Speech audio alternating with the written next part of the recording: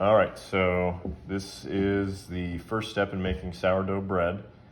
You're going to take your starter out of the fridge generally, because you're gonna want to keep it in the fridge to slow down the fermentation process. If you keep it on the shelf or on the counter, it's gonna ferment too quickly, and you're gonna have to keep feeding it regularly.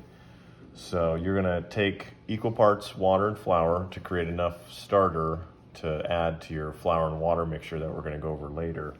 But take your starter out, fridge. You have to put it on a digital scale or a scale just so you know exactly how much water and flour you're putting in the starter. And just tar it out, make sure it's zeroed. And then I'm just gonna add 150 grams of water, and that'll give us enough starter to make a couple loaves of bread.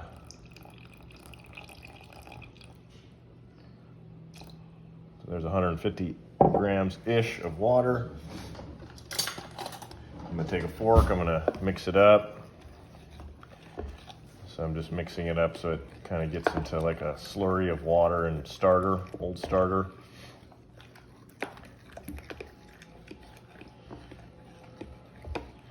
And that's good enough.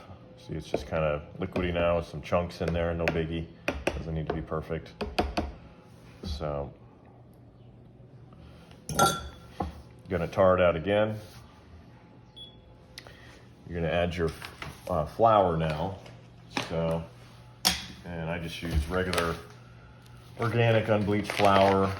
So I just take it out and just put it right into the starter mixture.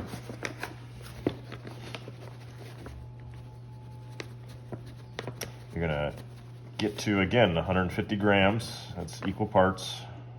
Well, 160 there, no biggie.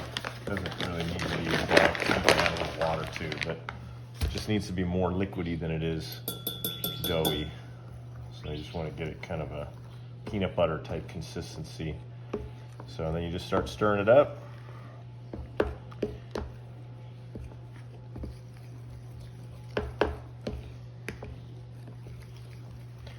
Stirring it up. Just want to get all the dried flour and water mixed together. So again, it's kind of like a peanut butter, chunky type peanut butter consistency. So that's good.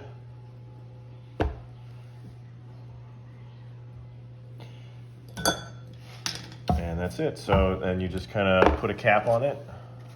And then you're going to set this aside, and it's going to take a few hours potentially, depending upon the ambient temperature of the room. The warmer it is, the less time it's going to take. The colder it is, the more time it's going to take. Sometimes they suggest, if you want to speed up the starter fermentation process, put it in your oven with the oven light on. And then that's it. It just kind of heats up the whole area of the oven. But you'll know when your starter is done when you look at it and it's risen a bit, and then you open it up, and right now it's just kind of, you know, like peanut butter again. When it's done, it'll look very fluffy, kind of cloud-like. It'll just, I'll show it to you when it's ready, but you'll know it's ready by the look of it and the fact that it's, you know, not necessarily doubled in size, but it's increased in size. So that's it. First step.